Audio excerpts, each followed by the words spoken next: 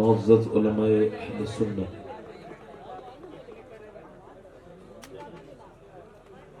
معزز حفاظ و قرآن، سامعین سامعات، السلام علیکم ورحمۃ اللہ تعالی۔ خیریت سے ہیں آپ لوگ؟ دیکھیے، آپ محفل کے ادب کا ضرور خیال رکھیں۔ ہماری محفلوں میں ادب نہیں چلا گیا تو پھر یہ محفل حضور کی محفل کہنے کے لائق نہیں رہے گی۔ شور مت مچائیے۔ جب اعلیٰ حضرت کے یہاں محفل ہوتی تھی اور جب کوئی بیچ میں بولتا تھا تو آپ جلال میں آ جاتے تھے۔ وہ فرماتے تمہاری بات اتنی ضروری ہے کہ حضور کی بات کے بیچ میں بات کرتے ہو سکتا ہے یہ میری زندگی کی آخری تقریر میں کرنے آیا ہوں۔ مومن کو یہی سوچنا چاہیے۔ آپ مان لیجئے کہ یہ آخری تقریر ہے میری۔ ہو سکتا ہے یہ، چونکہ ابھی میں نے خبر سنی ہے کہ 25 سال کا ایک نوجوان سونے کے لیے جا رہا تھا، اس کو اٹیک آیا، اور وہ جس کو 3 دن کے بعد دولہا بن کے پنڈال میں جانا تھا، وہ اندھیری قبر میں پہنچ چکا ہے۔ مومن وہ ہے، غوث العظم شیخ عبد القادر جیلانی نے ارشاد فرمایا جب تم موت کی خبر سنو تو اس کو غنیمت سمجھ کے توبہ کر لو کہ تم نے اپنی موت سے پہلے ایک اور تم کو موقع دے دیا گیا ہے توبہ کا۔ واصف علی واصف فرماتے ہیں آنکھ اس دن کھلتی ہے جس دن بند ہونے والی ہوتی ہے۔ ہم لوگوں نے جس طرح سے دنیا کو تماشا اور کھیل سمجھ رکھا ہے، یہ ہے نہیں۔ میرے دوستوں، نوجوانوں، میں آپ کی کچھ خدمت کرنے آیا ہوں، میری کوئی حیثیت نہیں ہے، میں آپ سب کا خادم ہوں۔ ایک ڈاکیے کی ویسے بھی کوئی حیثیت نہیں ہوتی، ایک پوسٹ مین کی کوئی ویلیو نہیں ہوتی، مگر جو وہ پوسٹ لے کے آتا ہے اس پوسٹ کی ویلیو ہوتی ہے۔ تو میں ہوں تو پوسٹ مین، مگر پوسٹ مدینے والے کی لے کے آیا ہوں۔ آپ آنے جانے کا مزاج بند کر دیں۔ جو لوگ ہل جل رہے ہیں ان سے گزارش ہے تھوڑی دیر اپنی آخرت کے بارے میں سوچ لیں۔ اگر آپ کے پاس وقت ہو تو مائک والے بھائی سے گزارش کرتا ہوں، ہلکا سا مائک کی آواز بڑھائیں اور صاف کر دیں، ایسی آواز کر دیں جو میں بولوں تو ایک ایک لفظ میرے بھائیوں کے سمجھ میں آ جائے۔ آپ کا مائک بہت اچھا ہے، اللہ تعالیٰ آپ کو جزائے خیر عطا کرے، اور اللہ تعالیٰ قیامت کے دن آپ کو ہمارے ساتھ اٹھائے، غوث العظم کے ساتھ اٹھائے۔ ابھی آپ نے شاعر اہل سنت سے بڑی اچھی آواز میں سنا، سیف کان پوری صاحب سے، انہوں نے میرا کلام پڑھا، ان کا شکریہ ادا کرتا ہوں، مگر اس کے ساتھ انہوں نے میرا مقطع نہیں پڑھا۔ تو میں پوچھنا چاہتا ہوں کہ ایک شاعر کا لے دے کے مقطع ہی ہوتا ہے، اگر آپ وہی نہیں پڑھیں گے تو اس کا کیا رہ جائے گا؟ لہٰذا آگے سے خیال رکھیے کہ آپ اس کلام کو پڑھیں تو اس کا مقطع ضرور پڑھیں۔ اگر میں پڑھتا تو ان کو لکھ کے کوئی دیتا بھائی۔ اب میری کہنے کا مطلب یہ ہے اللہ آپ کو خوش رکھے، بس آپ مسکرائیے، بس مسکرانا تو سیکھیے۔ کچھ لوگ سمجھتے ہیں ہم دین جانتے ہیں اور دین بالکل نہیں جانتے۔ کسی نے خلیفہ مولا علی، آج کل بڑے خلفاء ہیں، میں کچھ تبصرہ نہیں کروں گا اس میں، میری مسکراہٹ سے سمجھ جائیے میں کیا کہنا چاہ رہا ہوں۔ مگر جو مولا علی کا خلیفہ ہے، جسے خلافت علی نے دی ہے، امام حسن بصری، پوچھا بتائیے حضور کوئی 2 لفظوں میں دین کی تعریف، دین بیان کر سکتے ہیں؟ فرمایا بالکل کر سکتا ہوں۔ تو فرمائیے، فرمانے لگے اللہ کے سامنے رونے کا نام دین ہے، لوگوں کے سامنے مسکرانے کا نام دین ہے۔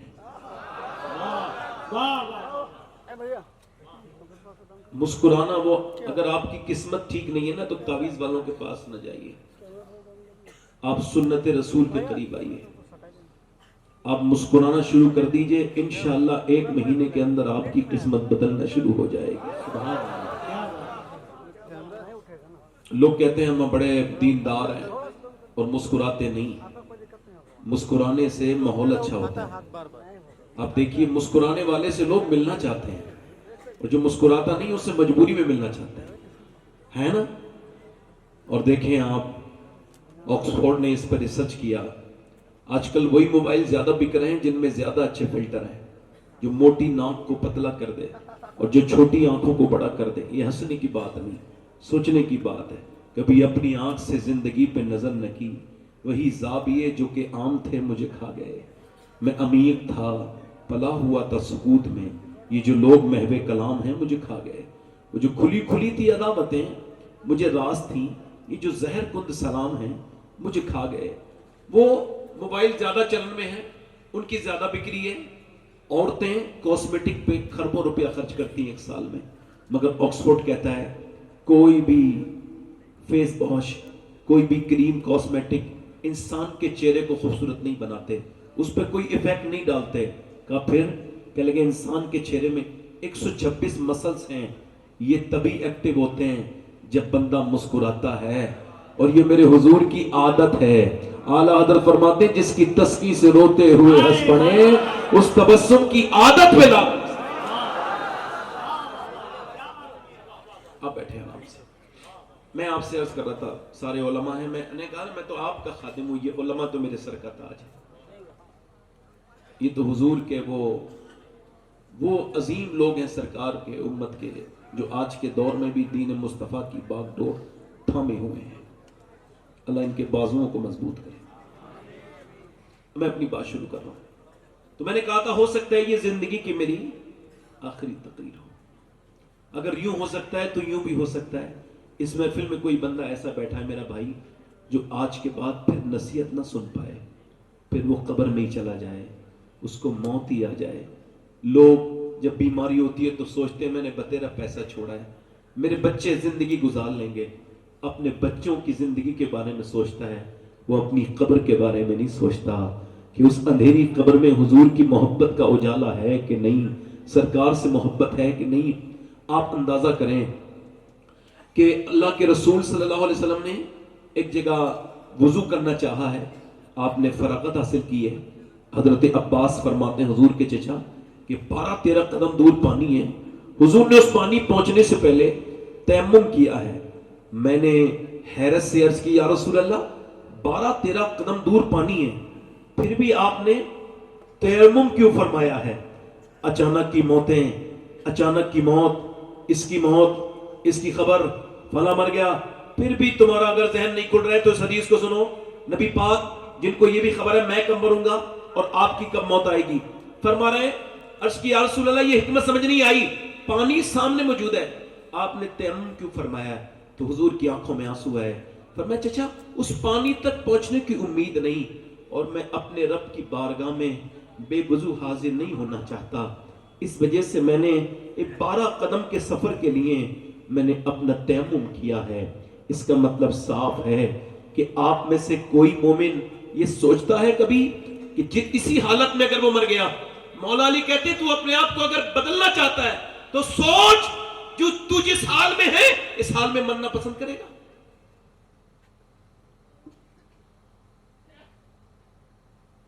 ایسے ہی گناہ کے ساتھ نہیں، تو پھر توبہ کے لیے تجھے کون سا ایسا وقت ملے گا؟ میرے دوست، میرے بھائی، اب زمانہ تقریروں کا نہیں رہا، اب زمانہ عمل کا ہے. اب شور شرابے کا زمانہ ختم ہے. ہلکا سا اس کا ٹریبل بڑھائیں، اس کا بیس کم کریں. اب زمانہ ہے کہ آپ بدلیں، اپنے بچوں کو بدلیں، اپنی مستقبل سازی کریں، اپنی بارے میں غور کریں. اب دیکھیں آپ لاہور میں 5 بچے اچھے نمبروں سے پاس ہوئے ہیں اور وہ 5 غریبوں کے بچے ہیں. اکثر غریبوں کے بچوں کے نمبر اچھے آتے ہیں، آتے نہیں آتے ہیں، مگر افسوس یہ کہ تعلیم کے لیے پیسہ نہیں ہوتا. مینجمنٹ نے یہ فیصلہ کیا یہ بچے مستقبل میں جو بھی بننا چاہتے ہیں ہم ان کو پڑھائیں گے. بچے اپنا فیوچر پلان بتائیں، اپنے خواب بتائیں، اپنے ڈریمز ہم سے شیئر کریں، بتائیں کیا بننا چاہتے ہیں. تو ایک بچے نے کہا میں ڈاکٹر بننا چاہتا ہوں، ایک نے کہا انجینئر بننا چاہتا ہوں، ایک بچے نے کہا میں فلسفی بننا چاہتا ہوں، ایک نے کہا میں فوج میں جانا چاہتا ہوں. ایک بچہ جو سب سے زیادہ ذہین بھی تھا، سب سے زیادہ خوبصورت بھی تھا، وہ نہیں بولا بیٹے تم بتاؤ نا، رونے لگا. ماسٹر نے کہا بیٹے تم غریب ہو، مجھے خبر ہے تمہارا باپ بہت غریب ہے، مگر دل تھوڑا نہ کرو، میں تم کو پڑھاؤں گا، بولو کیا بننا چاہتے ہو؟ بچہ رونے لگا، بیٹے ڈرو مت، میں پڑھاؤں گا۔ سر پہ ہاتھ رکھا، بولو بے جھجک بتاؤ کیا بننا چاہتے ہو؟ کہنے لگا صحابی رسول بننا چاہتا ہوں۔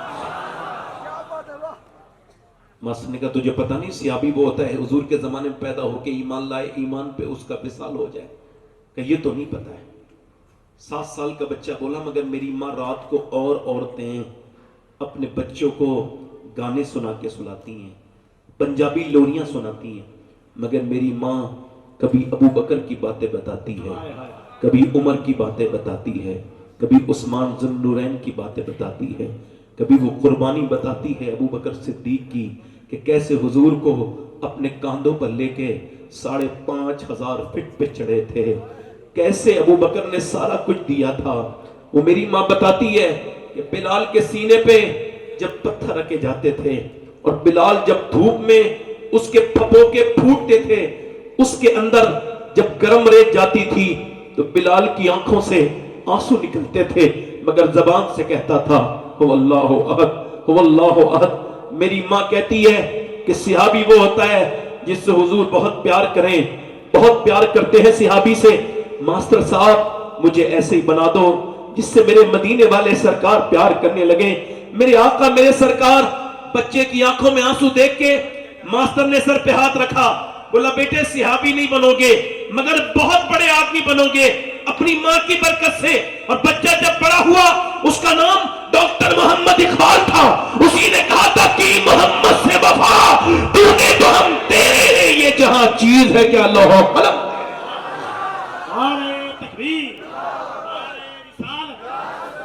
اس کا مطلب یہ ہے کہ مائیں اگر چاہیں تو بچے بچپن سے بدل سکتے ہیں۔ ماں نے بچوں کو رونے پر جب موبائل دیا تو اس کا مطلب ہے کہ امت موبائل کے حوالے ہو گئی۔ اقبال سے کسی نے پوچھا میر تقی میر آپ سے بڑا شاعر اور غالب بھی آپ سے بڑا شاعر ہے، مگر ان کے شعر لوگوں کو یاد نہیں، آپ کے اشعار لوگوں کو یاد ہے، اس کی وجہ کیا ہے؟ آپ کو بھی یاد ہوگا۔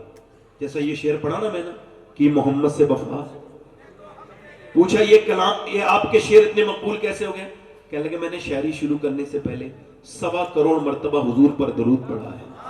اب بتاؤ جس نے 1.25 کروڑ درود پڑھا اس کے 2-3 شعر لوگوں کو یاد ہوئے، اس بریلی والے نے کتنا درود پڑھا ہوگا جس کا پورا سلام وہ بھی پڑھتے ہیں جنہیں اردو زبان نہیں آتی۔ اقبال کہتا ہے کتنی، اپنا میری تقریب پہ دھیان دیجیے گا، کہتا ہے کتنی خوبصورت گھر بنا لو، کیسے ہی اس میں ڈیکوریشن، جیسے یہ ہمارے یہاں چل رہا ہے آج کل، یہ یہاں پہ ٹائلس لگے گی، اس ٹائل کو یہاں لگاؤ، یہ باتھ روم کی ہے تو یہ کچن میں نہیں لگ سکتی، یہ کچن کی ہے تو یہ باتھ روم میں نہیں لگ سکتی۔ اب وہ کہتا ہے کتنی خوبصورت گھر بنا لو مگر اس گھر کو برباد ہونے سے کوئی بچا نہیں سکتا جس میں حضور کی بیٹی سیدہ فاطمہ کا ذکر نہیں ہوتا۔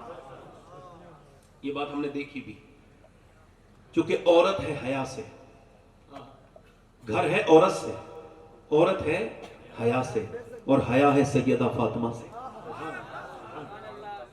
جب 10 لاکھ سے زیادہ لڑکیاں غیر مسلموں کے گھروں میں مسلمانوں کی چلی گئی انڈیا میں، ہندوستان میں، تب ہم فیس بک پہ جس باتوں کو پر لڑ رہے ہیں سوچیں کیا وہ لڑنے والی باتیں ہیں؟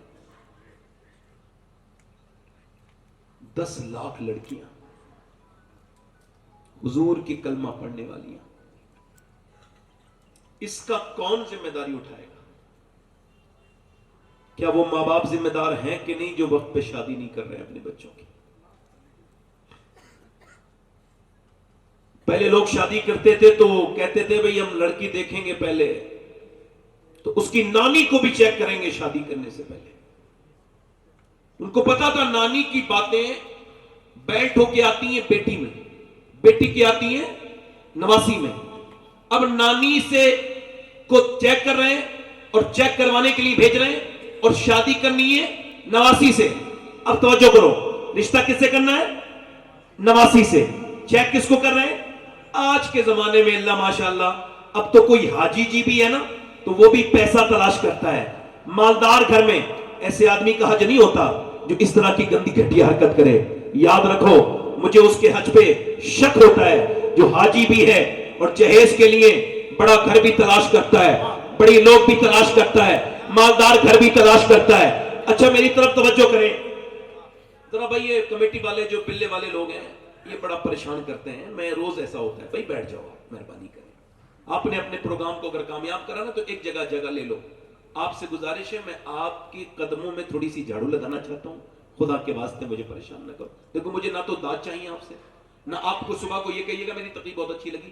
ہاں میری باتوں پہ غور ضرور کیجیے گا, ٹھیک ہے. سنیں, میں اب اس سب چیزوں سے, جب سے یہ سب چیزیں سن رہا ہوں تو میرے دماغ سے ہٹ چکی ہیں سب چیزیں. میں اس دن کامیاب ہوں گا جس دن ایمان پہ میری موت ہوگی.